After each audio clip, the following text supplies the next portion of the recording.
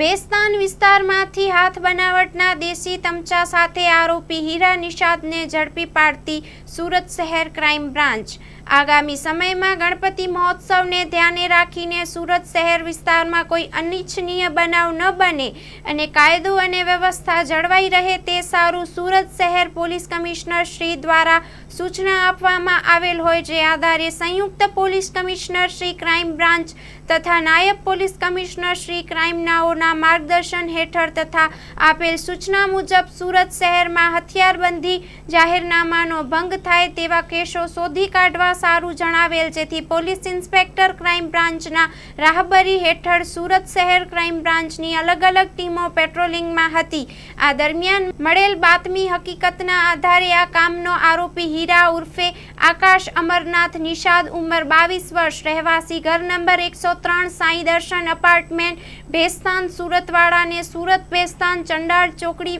પાસેથી એક લોખંડની ધાતુનો હાથ બનાવટીનો દેશી તમચો નંગ 1 કિંમત ₹5000 અર્થે કબજે કરેલ। મજકૂર આરોપી પાસેથી મળી આવેલ હાથ બનાવટનો દેશી તમચો કોની પાસેથી અને શું કામ લાવેલ હોય, જે બાબતને વધુ તપાસ હાથ ધરવામાં આવેલ। Story report by Harish Rajput, Surat.